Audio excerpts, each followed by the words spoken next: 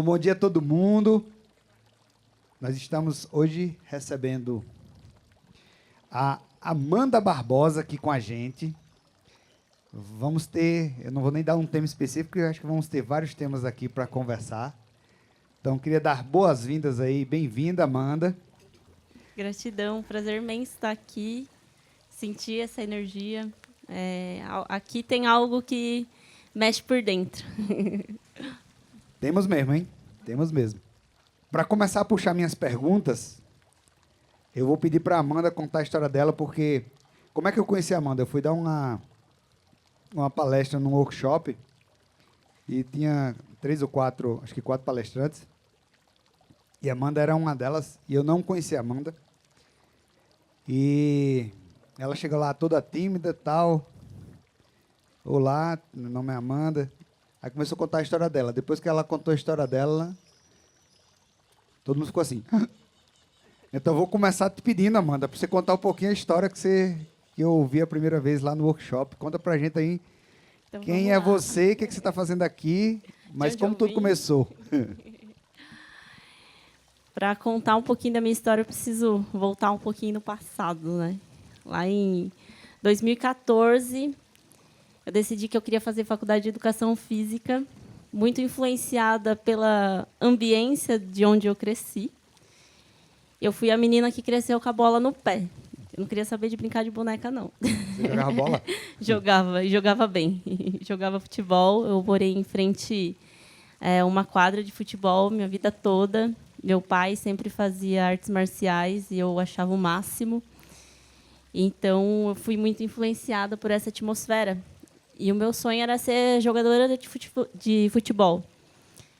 Só que meus pais não apoiavam muito isso, achava que era coisa de criança, enfim, mas meu sonho era esse. E aí chegou o momento que eu falei, agora o futebol não dá mais, porque tem idade para começar no profissional, né? Falei, então vou ser lutadora. Comecei a fazer karatê, jiu-jitsu, fui para um monte de campeonato de karatê, fui campeã paulista de karatê. Tenho várias medalhas e troféus em casa. E aí a idade também foi chegando, ou você começa cedo, né, se profissionalizar, ou chega uma hora que não dá mais. E eu falei, tá, se eu não conseguir ser atleta, então eu vou trabalhar com atleta. Vou para educação física e quero trabalhar no alto rendimento. Meu negócio é estar na beira de campo de futebol, treinando atleta. E aí fui para a faculdade de educação física e o máximo que eu cheguei com isso foi treinar atleta na várzea da minha cidade. E foi muito bacana isso. E quando eu estava começando o segundo ano da faculdade de educação física, num belo dia, parei num semáforo na minha cidade, Salto de Pirapora. Não vi que foi abordada. Eu estava com o som do carro ligado. E quando eu parei, eu vi que o semáforo logo já abriu, eu saí. Quando eu saí, eu senti um tranco no corpo. E quando eu percebi, eu tinha levado um tiro. E o tiro entrou pelo ombro esquerdo e a bala ficou alojada na minha coluna cervical. E ali eu fiquei tetraplégica. Tipo, meu braço estava no volante, ele pulou e eu não conseguia ver mais nada. E eu não sei de onde foi que brotou algo em mim que não me colocou em pânico nem em desespero. Eu só lembro que o meu carro, por conta do peso do pé, ele acelerou e bateu num poste e ali eu fiquei. E era tipo 10 horas da noite no centro da cidade, cheio de gente. Então, muitas pessoas vieram em cima e eu só falava assim, meu celular está no banco do passageiro, a senha é uma casinha da esquerda para a direita, chama meu pai. Foram minhas últimas palavras, porque depois eu perdi a fala. Então, eu acho isso assim, eu não sei de onde veio essa calmaria para aquela situação, né? Mas eu lembro perfeitamente que foi isso que eu falei. E dali eu fui conduzida para o hospital e ainda não sabiam quantos tiros Isso tinha. foi em que ano? 2014. Ainda em 2014. Ainda, março de 2014. Foi no dia 22 de março de 2014 e no dia 22 de março de 2013 eu tinha sofrido um acidente de moto no mesmo dia. E eu vinha dessa sucessão de acidentes de carro e coisas que hoje eu entendo, né? Mas antes eu não entendia porque que essa questão ela rondava muito a minha vida, né? E isso é um ciclo que eu interrompi, digamos assim. Quando eu passei a ter consciência do porquê muitas coisas negativas se repetiam, de onde vinha isso. E aí, no hospital, fiquei na UTI por 9 dias e não conseguia mexer nada. E por já ter uma consciência para atividade física, para o esporte, teve um dia que eu pedi para uma enfermeira fazer uma bolinha de ataduras e colocar na minha mão. Eu ainda não conseguia apertar, mas eu dava o estímulo mental, até que eu consegui começar a apertar. E aí foi de passinho em passinho até que eu consegui começar a levantar o braço, ainda na UTI, porque o diagnóstico médico era que eu nunca mais voltasse a andar. Que esse movimento do braço, progressivamente, trabalhando, ele voltaria, mas que eu ia ser cadeirante para o resto da vida. E ouvir que eu ia ser cadeirante para o resto da vida, quando eu gostava de estar com a bola no pé e lutar e campeonato, não fazia sentido para mim. E na minha cabeça passou assim, quem é esse cara para me dar uma sentença sobre algo na minha vida? Se é eu que crio a minha realidade, se é eu que conduzo a minha vida, né? Além de acreditar muito que existe uma força maior que rege tudo isso aqui. E eu acredito em milagre. E se eu vejo milagre acontecer com os outros, por que ele não pode acontecer comigo? O que me difere se eu também sou filha de Deus? Filha amada de Deus, né? Então, foi nessa busca de acreditar nisso que eu consegui ir superando muitas coisas. E o médico me mandou para fisioterapia, eu ia para fisioterapia e era muito pouco a quantidade de atividades e de estímulos que eu tinha dali. Então, eu falei, não dá para ficar aqui, eu quero fazer outra coisa. E foi quando o Pilates entrou na minha vida. Comecei a fazer Pilates. Ainda era em casa, porque depois que eu saí do hospital, a minha mãe precisou alugar uma cama de hospital. E eu fiquei por mais 3 meses naquela cama. Eu não podia sentar, não podia fazer movimentos. Eu fiquei usando um colar cervical. Eu não podia mexer o pescoço, porque teve fratura da 6ª e da 7ª vértebra cervical, mais um rompimento parcial medular. E a bala ali alojada, porque não pôde mexer na bala na época. Então, ela ficou aqui nessa altura do pescoço. E aí era tudo na cama, era comida na boca, era usar fralda. Virei um bebê de 19 anos ali. E aos poucos, conforme eu fui conseguindo melhorar e aos poucos poder sentar, ainda não era sozinha, eles tinham que me levantar, não conseguia sustentar o tronco. Eu comecei a praticar arte marcial na cama. Então, eu colocava luvas, meu pai segurava os aparadores e eu ficava dando soco e estimulando aquilo. Não queria, a gente já né? sabe que você é teimosa, isso aí dá pra ver, né? Teimosa, mas eu falo que a teimosia, quando ela é usada para algo, ela pode ser boa. Ela, quando tem um equilíbrio dentro dela, ela te leva além do que muitos acreditariam que você podia chegar. E foi assim que eu andei a primeira vez. No belo dia, eu falei, pai, eu quero ficar em pé, eu quero andar. Daí ele, mas como assim? Você nem fica em pé, né? Tipo, você vai cair. Eu falei, não, me coloque em pé. E nesse dia ele me segurou no braço e eu dei 2 passos. Eu falo que aqueles foram os 2 primeiros passos para todos os outros que eu venho dando até hoje.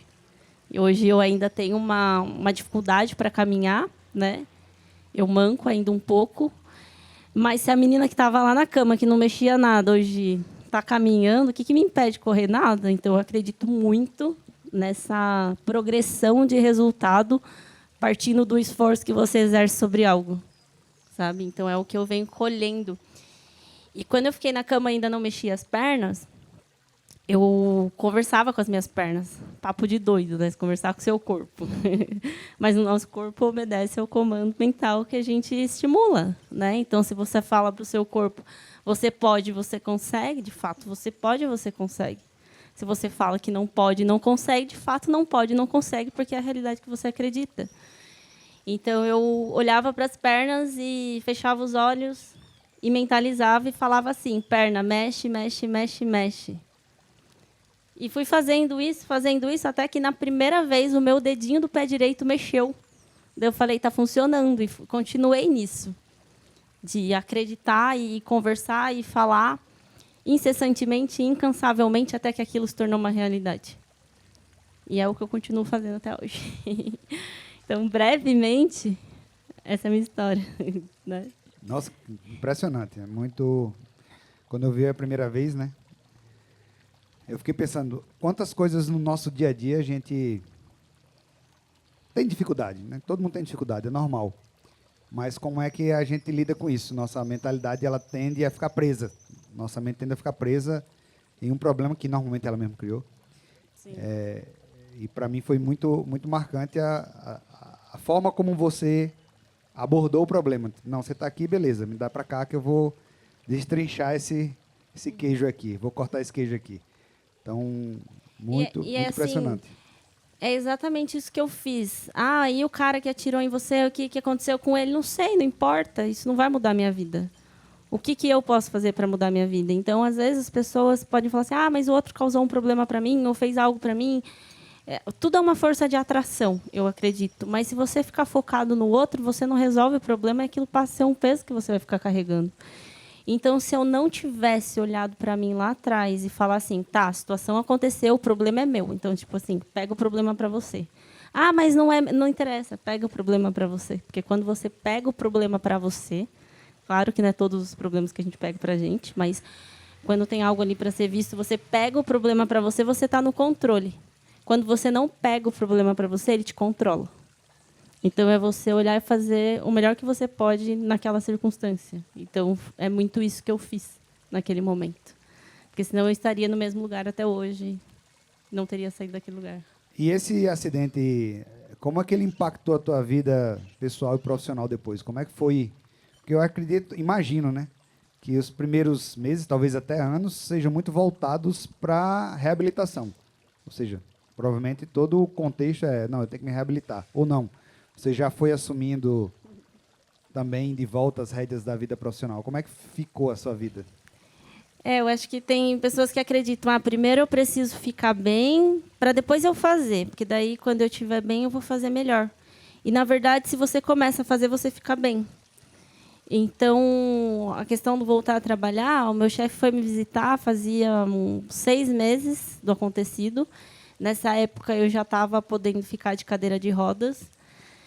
E aí ele falou, e aí, como você tá, né, e tal. Eu falei, quero voltar a trabalhar.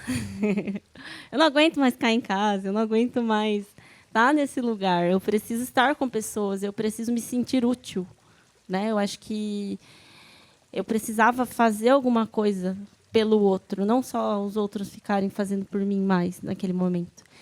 E aí eu voltei a trabalhar. Eu trabalhava como estagiária numa academia de musculação, dava aula de ginástica, mas eu não tinha mais as pernas, não tinha como mais dar aula. E aí eu fui para a recepção da academia.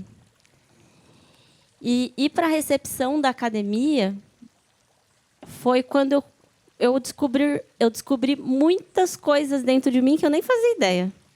Foi quando eu aprendi sobre vendas, quando eu aprendi sobre relacionamento com o cliente, quando eu comecei a aprender sobre marketing, quando eu comecei a aprender sobre gestão, quando eu fui descobrindo tantas coisas que, se eu não tivesse inserida naquele contexto, eu não saberia que aquilo existia e que eu tinha um potencial para aquilo. E uma vez o meu chefe falou assim para mim, você leva tanto jeito para isso, você só não sabe ainda. Então, ele enxergava além. E ele foi despertando e estimulando isso em mim. Então, eu fui descobrindo que eu gostava daquilo, né? E isso era, tipo, julho, agosto. O acidente tinha acontecido em março. E aí ele falou, vai um dia para ver como você se sente. No primeiro dia eu já falei, já voltei a trabalhar.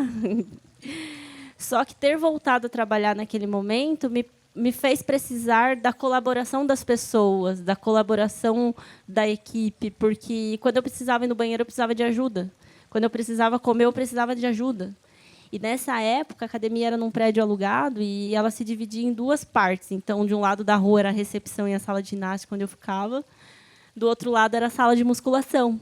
E a maior parte do tempo a galera estava do outro lado, e não do lado que eu estava. Então, se eu precisava ir no banheiro, eu tinha que ligar. Alguém pode me ajudar a ir no banheiro, por favor? Alguém pode me ajudar a comer, por favor? Né? E isso foi me levando para o lugar de, poxa, não dá para ser assim, eu preciso fazer por mim. Né? Mas eu já tinha evoluído muito de onde eu estava. E foi aí, então, que eu comecei a trazer mais práticas de atividade física para o meu dia a dia. Então, eu fazia o Pilates, eu introduzi o funcional. Comecei a usar os próprios recursos da academia, para melhorar, porque como eu fazia educação física, eu tinha uma visão já diferenciada para entender como o corpo funcionava e os estímulos que ele podia receber. Além do mais, que eu pratiquei esporte uma vida toda e o corpo carrega uma memória sobre aquilo, né? Então, esses recursos que eu fui adicionando, eles foram fazendo com que eu melhorasse mais, até que eu saí da cadeira de roda num espaço de muito curto de tempo. Eu ia na minha médica fisiatra, ela falava assim: você é doida de fazer tudo isso, porque isso vai te machucar. E eu falava: não, vou continuar fazendo. Até que teve um dia que ela me desafiou. Eu cheguei na consulta, ela falou: vamos ver se isso está te ajudando mesmo. Desce da cadeira, empurra ela até o final do corredor e volta. Sozinha. Aí eu desci da cadeira, com dificuldade, mas desci, empurrei a cadeira até o final do corredor e voltei. Aí ela olhou para minha cara e falou assim: você é teimosa, continua fazendo porque está dando certo. Então, continuei, e aí eu deixei a cadeira de rodas e passei a usar 2 muletas. E quando eu passei a usar a muleta, uau! Tipo, agora eu tenho independência. Tava com uma BMW ali. Tava de Ferrari. Tava de Ferrari, saí do Fusca para Ferrari, né? E aí eu tinha independência de conseguir até me locomover dentro de casa, de poder falar assim: quero ir na geladeira, pegar uma água gelada e ir lá sozinha. Tipo, uau, que independência. Então, eu comemorava essas pequenas conquistas. Porque quando a gente tem isso e a gente é normal, tá tudo bem, eu pego uma água na geladeira e bebo. Mas e quando eu não tenho? Quando eu saí do hospital e eu senti o vento batendo na minha cara, eu falei: meu Deus, que maravilhoso, sentir o vento no rosto. Eu fiquei no hospital um tempão, eu só via luz, porque só ficava olhando para cima, não via nada. Então, a gente tem tanta coisa, tantos recursos bons no nosso dia a dia, e que a gente não valoriza. Aqui a gente tem água encanada, a gente tem o esgoto, a gente tem isso, mas se a gente parar para pensar que tem lugar do Brasil que nem tem isso, como que é a realidade dessas pessoas? O quanto desafiador é a realidade dessas pessoas, né? Então, às vezes, a gente deixa de ser grato por pequenas coisas que mudam tanto a nossa vida. E a gente acha, às vezes, que não tem nada para agradecer, mas quando a gente olha no entorno, a gente tem tanto para agradecer. Por exemplo, estar aqui e trabalhar dentro da natureza, que privilégio, que maravilhoso isso. Né? Que ambiência, né? Um combustível a mais para você conseguir fazer melhor aquilo que você vem aqui fazer. Né? Então... Quando você estava lá na academia, curiosidade aqui, você falou que precisava pedir muita ajuda. O que passava pela sua cabeça nesses momentos de dependência? Porque a nossa tendência é ser mais independente, né? Então, vem revolta, vem depressão, vem... A tendência é que venha uma coisa negativa, mas como é que você lidava com essa vontade da mente, talvez, querer puxar para um outro lado, mas você tem que ir lá e pedir ajuda, você tem que... Como é que você... Eu via isso como pontos de incômodo. Então, era como se tivessem obstáculos no caminho que eu precisava passar. Só que, para conseguir transcender aquele obstáculo, eu precisava fazer mais. Então, eu precisava me dedicar mais. Eu precisava estimular mais. Eu precisava me desafiar mais naquilo que ia me levar a conseguir conquistar essa independência. Então, era dessa forma que eu via. Né? E isso foi tão assim que eu decidi voltar para a faculdade de Educação Física, mesmo com 2 muletas e tendo me tornado deficiente. E isso foi em novembro. Eu falei para minha mãe que eu queria voltar. Minha mãe olhou para mim e falou assim: como é que você vai dar aula desse jeito? Você nem sabe como você vai ficar. Então, na cabeça da minha mãe, eu não podia mais trabalhar na área de Educação Física sendo deficiente física. E aquilo me fez chorar muito assim na hora, mas foi um empurrão, assim, um pontapé de falar: vai que você consegue. Então, existia uma força dentro de mim que falava: não, eu consigo.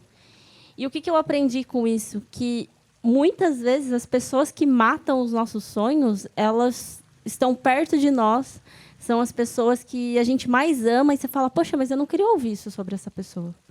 Eu queria que ela me motivasse, ela me incentivasse, mas ela não me incentivou. Então, eu falo que, às vezes, quem mata os nossos sonhos são as pessoas que mais nos amam, mas eu sei que aquilo que minha mãe falou era uma tentativa dela de me proteger da sociedade preconceituosa que é.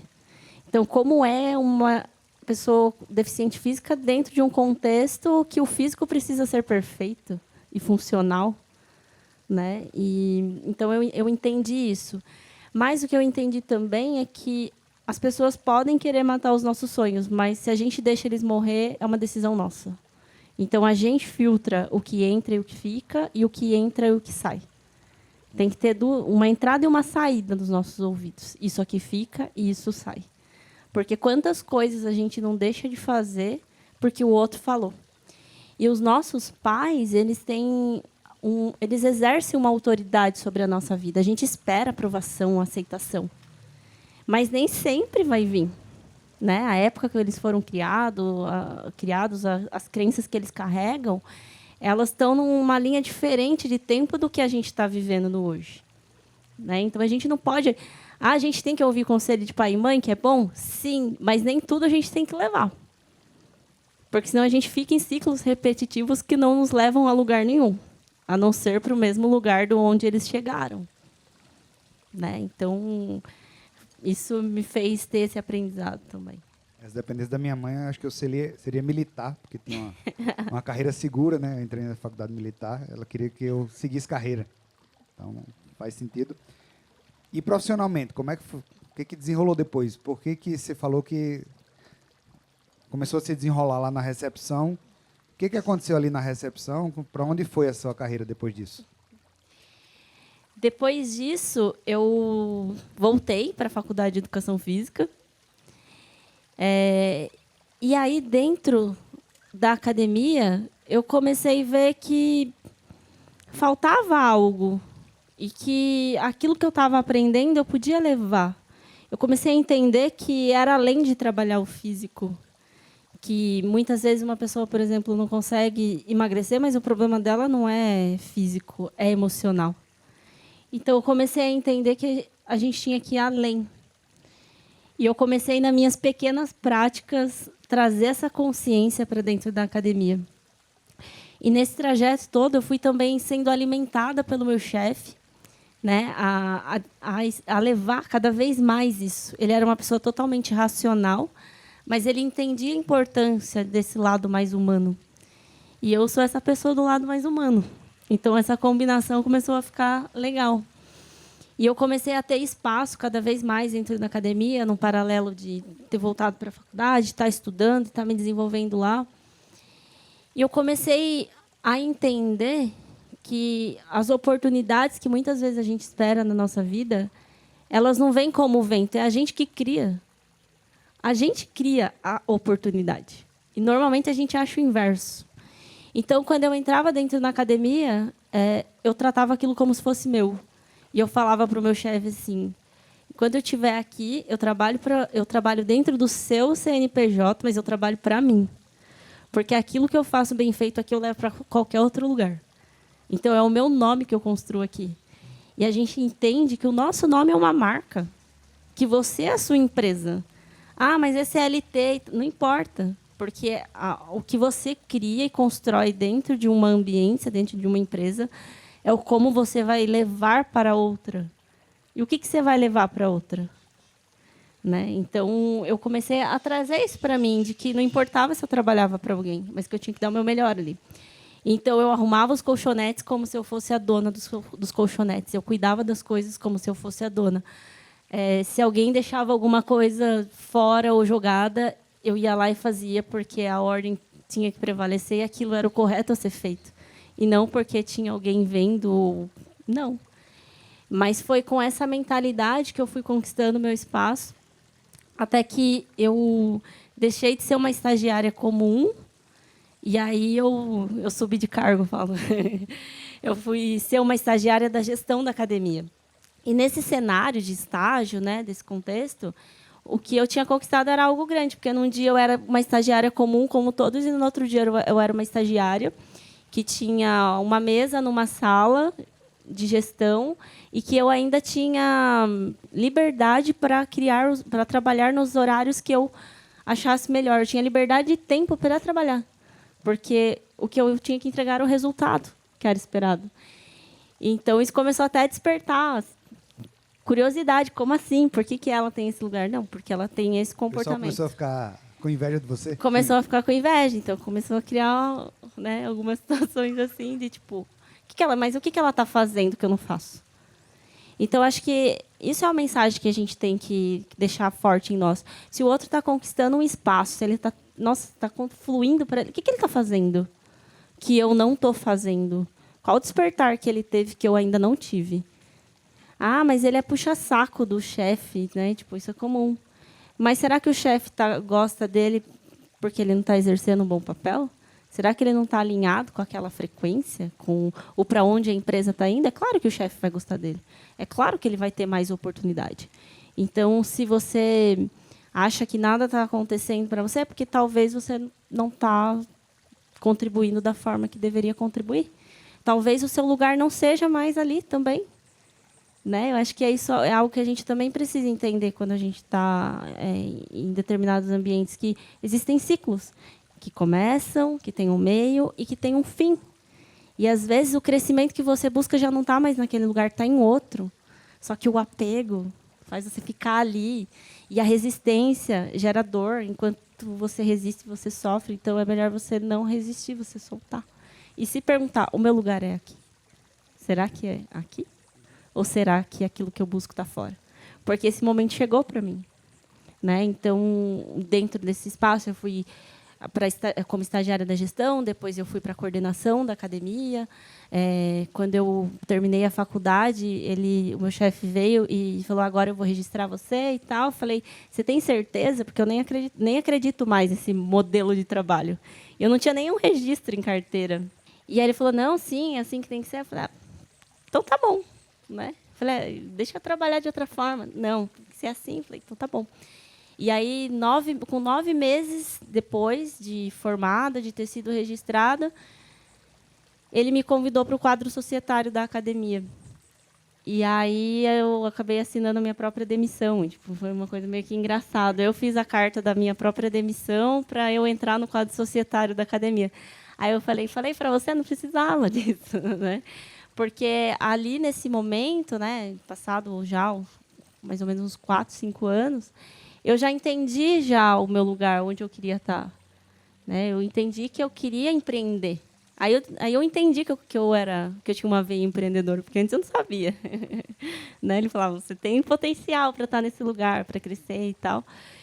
E quando ele me fez um convite para entrar no quadro societário da academia, aí, um pouco antes, eu tinha dado aula, já tinha feito muita coisa, né? Então, fui deixando esse lugar para assumir cada vez mais a gestão mesmo, me especializando nisso. Tanto que eu fiz uma pós-graduação em administração e marketing esportivo. E aí, eu falei, eu aceito, mas a gente precisa fazer as coisas um pouquinho diferente. Né? Aí eu tinha mais liberdade para decidir. E aí foi quando a gente fez um rebranding da marca da academia. E a academia passou a se chamar Onda Academia Humanizada, que era uma academia que também tinha aula de natação, enfim, então cabia no contexto. E foi quando eu comecei a estudar mais sobre a humanização, que é tão falada dentro da área de saúde. E quando eu comecei a entender mais sobre humanização, eu só veio um entendimento assim dentro de mim. Isso aqui é o básico do que tem que ser. Por que parece que é algo tão revolucionário? Você ser humano. Então, a humanização é você relembrar a sua própria natureza. Nada mais do que isso. Né? E aí eu levei para dentro da academia esse conceito, a gente fez treinamento com a equipe e reforçava cada vez mais essa ideia, que parecia ser algo muito doido. Que loucura é essa que você está falando? Porque quando você começa a levar esse conceito de fazer as pessoas relembrarem quem elas são, elas têm que deixar de ser aquilo que elas estão sendo, porque aquilo não condiz. Ela tem que automaticamente remover aquela casca que foi sendo criada. Né? Então, dói sair desse lugar. Dói tirar essas cascas, dói sair da zona de conforto. Claro que dói. Mas se você quer crescer, não tem outro jeito. O caminho é esse. Né? Então, eu falo que sempre a gente leva, né, faz comparação com a atividade física. Quer um músculo forte? Vai na academia, treina, degrada a fibra muscular, levanta peso, sai de lá suando. Para quê? Para ficar mais forte. Mas primeiro precisa desconstruir. Então, o processo de construção como um todo, em todas as áreas da nossa vida, ele é regado de um processo de desconstrução muito grande e muitas vezes muito doloroso. E quanto mais profundo, mais doloroso, né? E eu falo que os níveis eles vão ficando cada vez mais difíceis. É um game mesmo estar na vida. Você é. Galera, a gente vai abrir agora para perguntas. Chegamos aí na nossa metade. Enquanto vocês vão pensando aí numa pergunta aí, a Amanda queria fazer uma brincadeira com todo mundo aqui. Então, manda bala aí. Todo mundo recebeu aí um barbante, né? Antes de passar a brincadeira, quero falar um pouquinho do que eu faço hoje, que tem a ver aí com essa dinâmica. Hoje eu trabalho com constelação sistêmica familiar. Existe um caminho aí que me levou para essa jornada.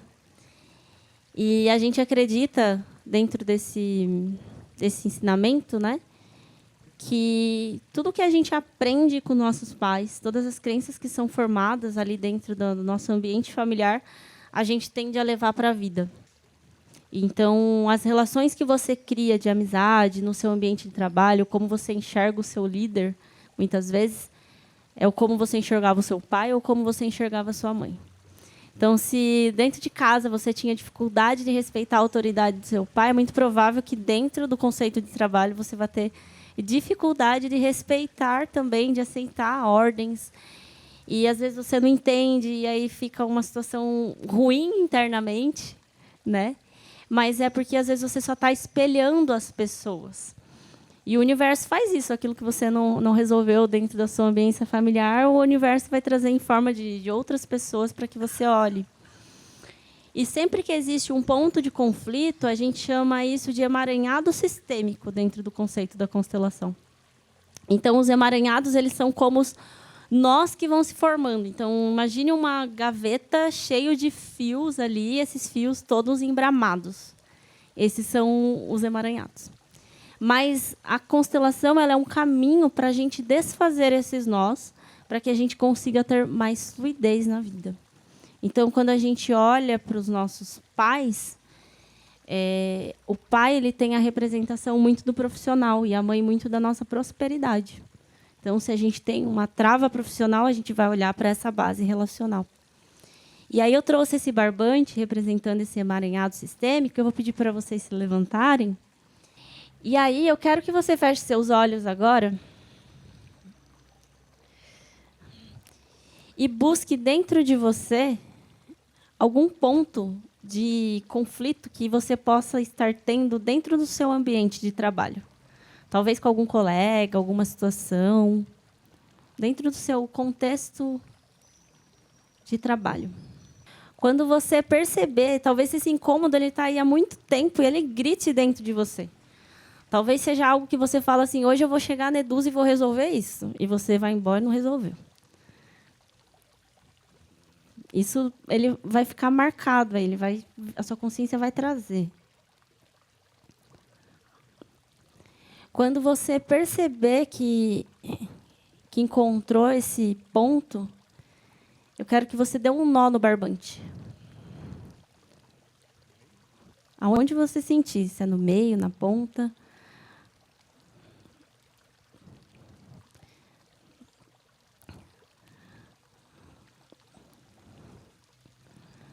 Pode dar um nó quando você encontrar esse ponto. Se tiver mais de um também, pode dar mais de um nó. Quantos pontos você identificar?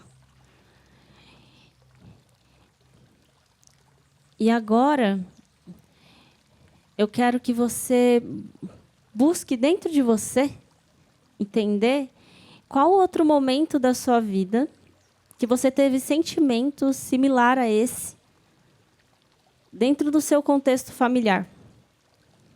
Talvez o seu problema seja me sentir rejeitado e lá na sua infância você também se sentiu assim por alguma situação que aconteceu. E essa situação que aconteceu antes, ela é só um reflexo no que está acontecendo agora.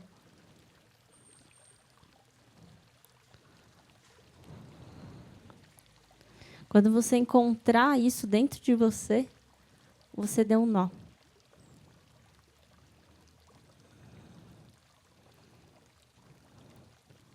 Todas as informações que às vezes você tem dúvida, elas estão dentro de você. É só silenciar e buscar. A resposta emerge.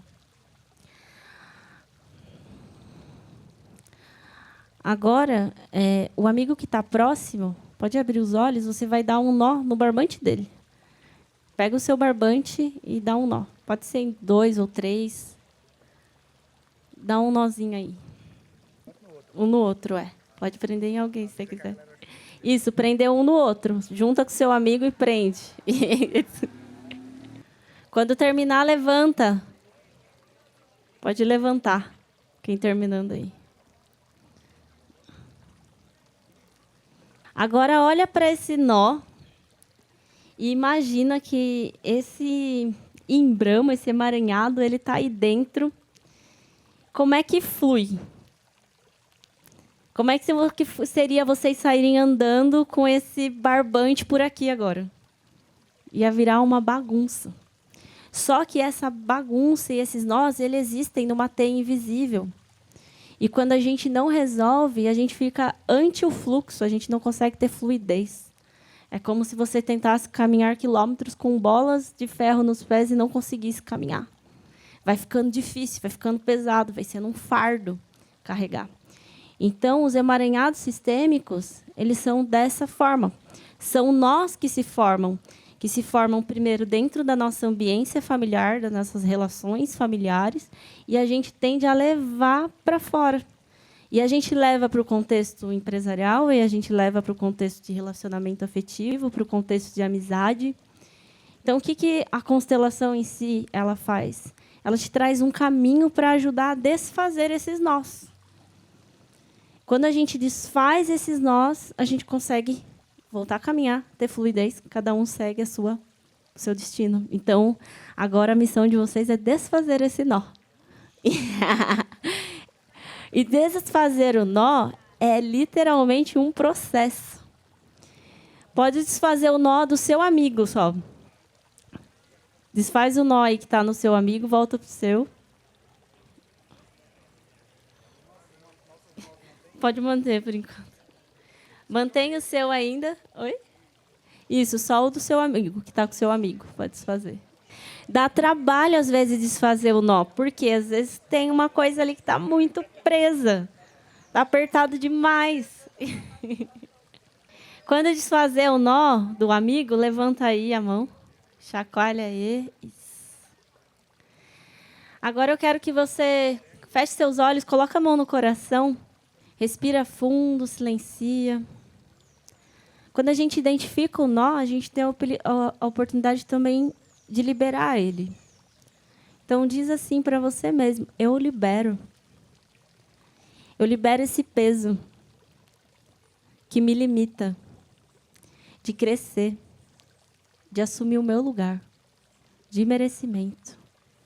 Eu decido, a partir de agora, deixar o passado no passado e conduzir uma nova história para a minha jornada. Porque eu mereço ser livre de emaranhados que atrasam a minha jornada. Assim é. Respira grande. Solta. Aê!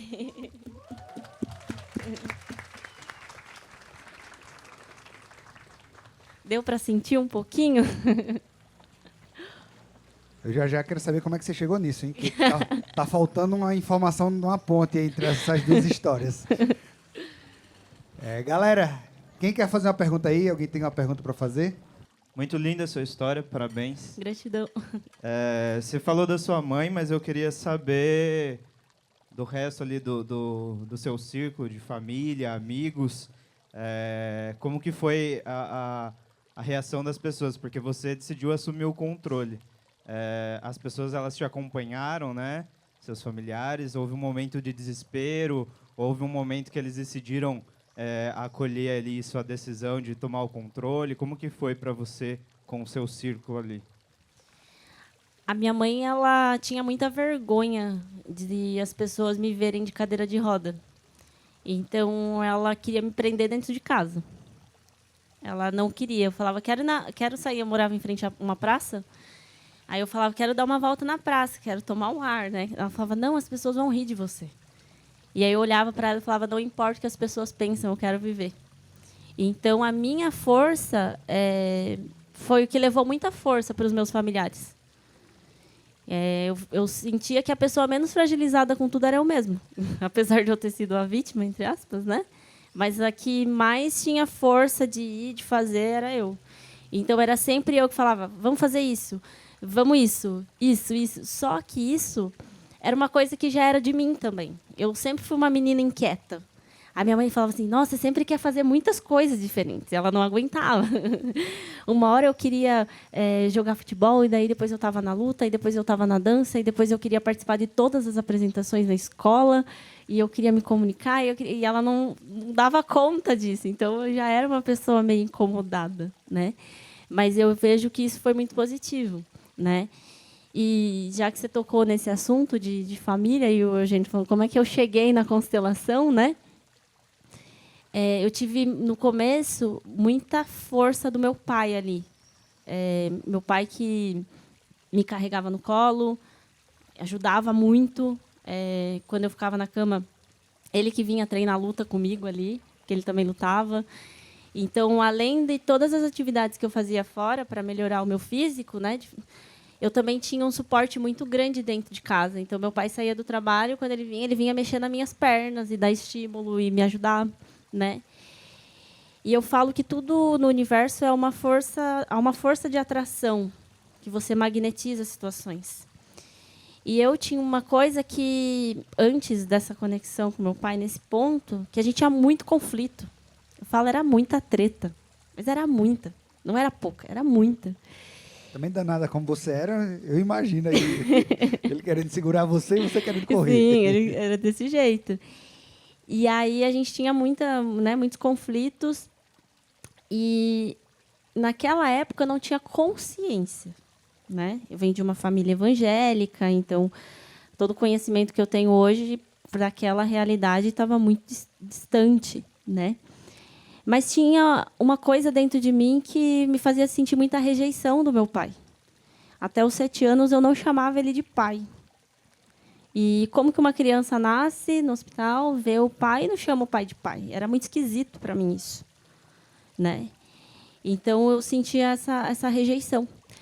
Só que quando eu cresci e fui para esse lado profissional que eu falei, eu fui buscando o autoconhecimento, o entendimento, e eu conheci a constelação na época da academia. Fui fazer constelações, né, porque tem uma área da constelação onde a gente constela empresa também. E eu ia fazer constelação da academia e sempre voltava para mim, né, porque a empresa ela é uma extensão do seu sistema de origem familiar, né? E sempre voltava essa coisa do pai, ali através da movimentação da terapia sistêmica. E era muito estranho aquela situação que se apresentava. E até que a constelação, quando você faz, ela vai movendo um campo, porque ela atua num campo quântico. E eu acabei descobrindo que ele não era meu pai biológico. E isso fazem 3 anos agora que eu descobri isso, através dessas movimentações do campo sistêmico, porque a constelação faz isso, né? Ela também revela segredos de família que, se for para ajudar, se for para trabalhar em prol da ordem, ela revela no campo sistêmico. Se não for para ajudar, não revela. Mas foi revelado, através desse campo, que ele não era meu pai. E ali justificou a minha vida toda.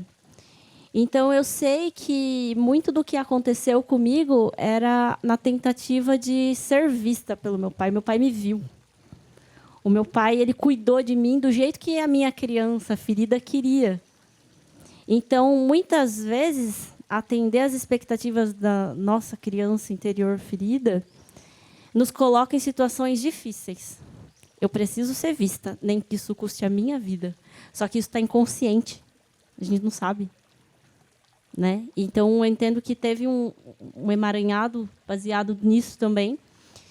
E essa situação do meu pai, apesar de ser uma coisa muito difícil que eu tive que lidar, depois de ter passado tudo isso já, eu vejo que ela foi o meu maior superpoder, a minha maior força, porque foi o que me fez se tornar consteladora sistêmica e entender que a minha jornada na academia já não era mais lá. E que ali era um momento de eu dar um outro passo. Se eu quisesse continuar crescendo mais, já não era mais dentro daquele contexto. Ali podia ter uma outra pessoa que ia assumir a minha posição e aquilo ia fazer parte do crescimento dela. E quando eu entendi isso, eu falei assim, meu Deus, o que, que eu faço, então? Eu falei assim, universo, falei bem desse jeito mesmo. Universo, eu agradeço e entendo tudo que esse lugar me proporcionou. E eu entrava na academia e conversava com as paredes mesmo, mentalmente. Eu agradeço por esse lugar, eu agradeço por todas as pessoas e eu entendo que o meu lugar não é mais aqui. O universo me mostra algo novo. E na mesma semana o novo chegou. E foi quando eu comecei a caminhar de trabalhar em prol do que eu faço hoje. E aí foi quando eu emergi nesse universo terapêutico. E hoje é o que eu trabalho, é a constelação sistêmica familiar. Agora faz sentido. Agora eu entendi. Bom dia. Muito linda essa história, inspiração pura. Eu tenho uma curiosidade e uma pergunta. Você comentou que a bala estava alojada. Eu tenho curiosidade de saber se você chegou a tirar ou ela está com você.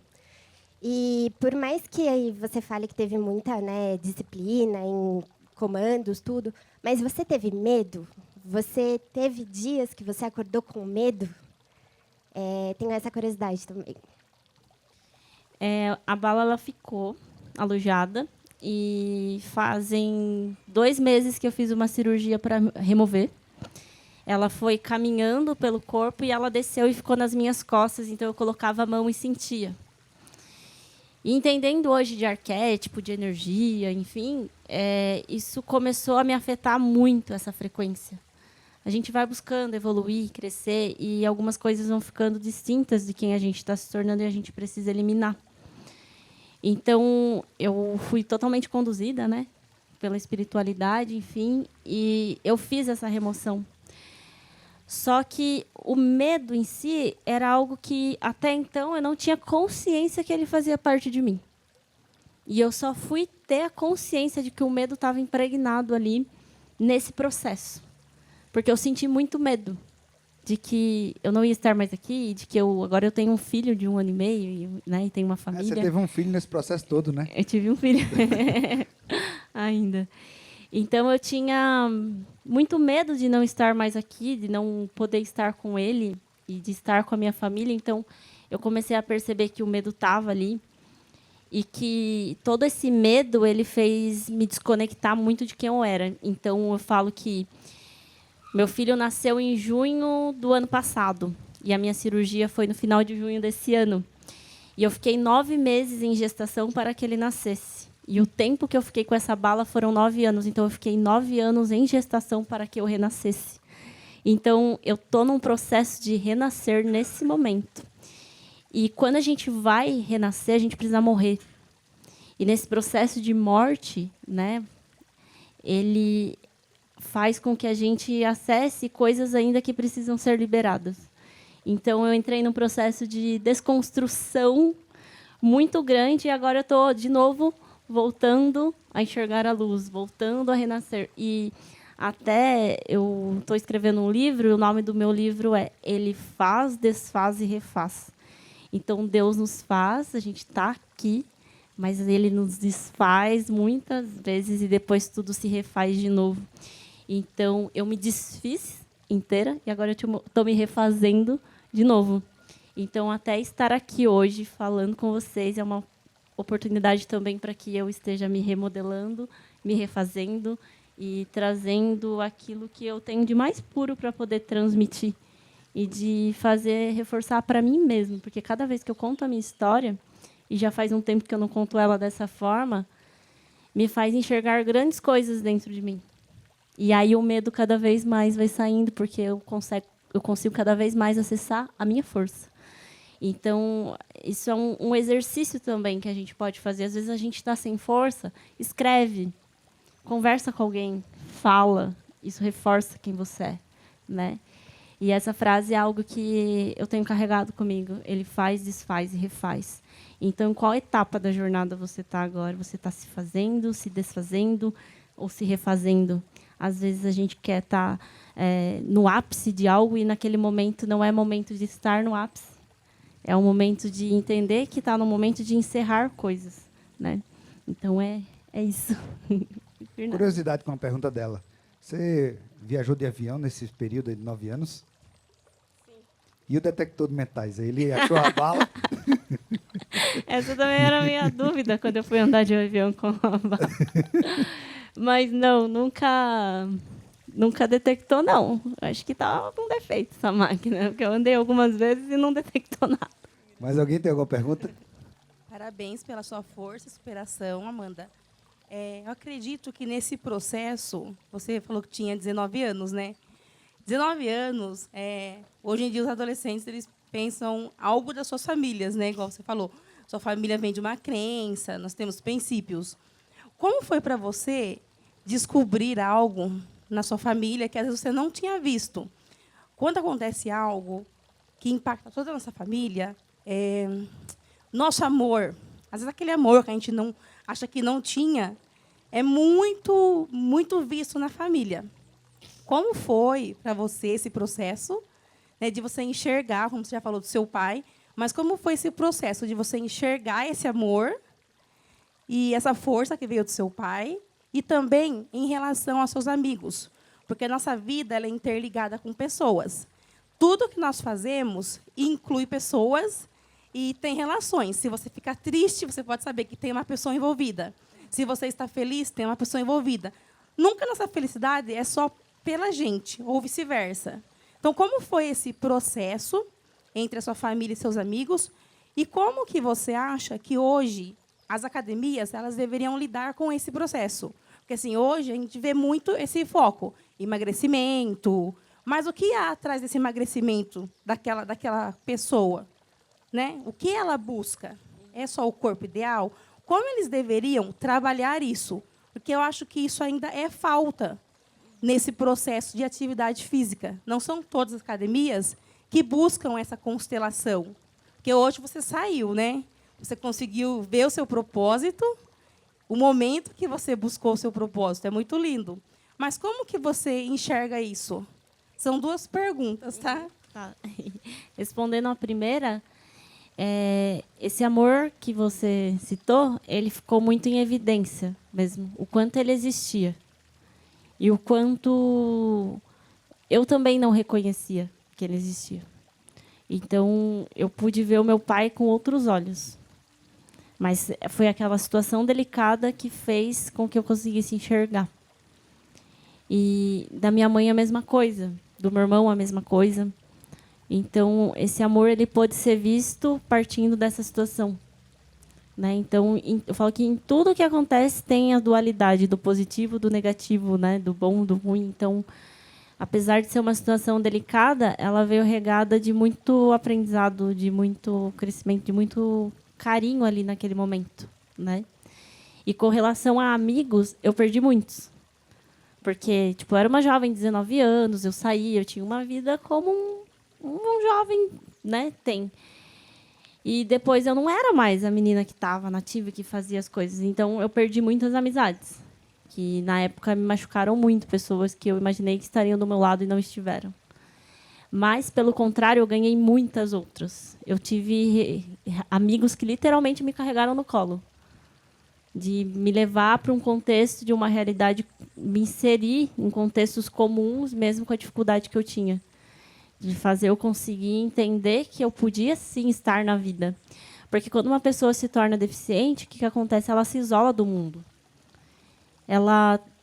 A questão da acessibilidade, quando a gente precisa dela, é algo que faz muita diferença.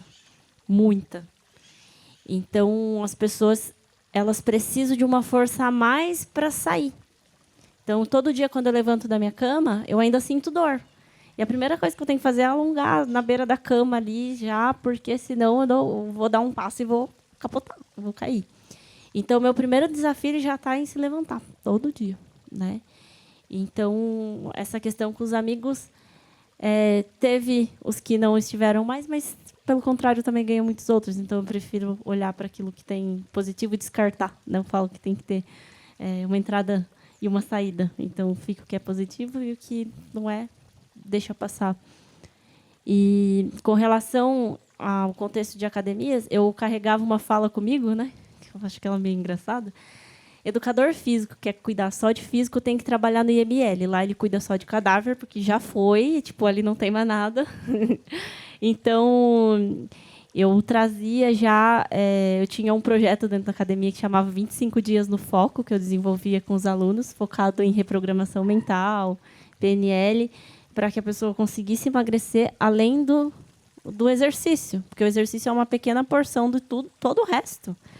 Então, existe algo emocional ali que precisa ser mudado, né? E começou a ficar até engraçado, porque o pessoal começou a buscar academia para fechar plano, porque começou a ficar meio popular na cidade, e isso falava assim, eu quero fechar o plano da academia, mas eu quero comprar o projeto 25 Dias no Foco. Só que ele não estava à venda. Tipo, eu falei, eu criei um produto e não sabia. Tipo, depois eu fui entendendo, né? Mas, tipo, eu criei, né? Mas eu acredito que hoje já tem vários lugares que oferecem atendimentos multidisciplinar, onde vai ter terapeuta, psicólogo, e quando você integra tudo isso dentro do mesmo ambiente, a tendência é que isso tenha mais sucesso, digamos assim. Porque existe a academia que entrega só o treino, existe só o nutricionista, existe só o terapeuta. E para a pessoa ir buscar isso sozinha, às vezes ela tem um pouco de dificuldade. Então, eu tenho aí dentro dos meus projetos, né, de empreendedorismo, a gente tem aí eu e o meu esposo que vem dessa área também do fitness, da atividade física. A gente tem um projeto aí de desenvolver uma academia pensada nisso, onde a gente quer acompanhar a pessoa dentro de casa. Então, ela vem uma hora do dia aqui, mas a gente quer ter toda uma entrega dentro de casa, pensando em todos esses outros fatores. Então, eu tenho pensado aí é uma academia meio tecnológica, que envolve esse universo digital também. Mas a academia entrega isso para você. Então, eu não vendo plano de academia. Eu vendo o resultado que você busca. Eu vendo um método para você. Então, eu tenho dentro de mim isso que eu quero externalizar em algum momento. Muito top. Bom, galera, estamos chegando aqui ao nosso fim. Pedi aqui para vocês fazerem a pesquisa, responder a pesquisa que está em cima da mesa aí no QR Code.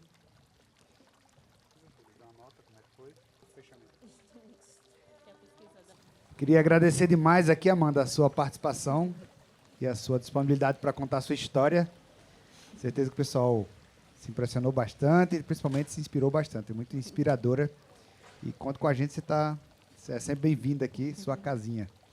Eu que agradeço a oportunidade de estar aqui, de ser recebida e estar aqui e sentir abraçada, né? Eu sinto como se cada um estivesse abraçando um pouquinho assim também. Eu espero ter contribuído aí, ter trazido alguns insights, algumas reflexões e que isso de alguma forma possa somar aí no dia de vocês.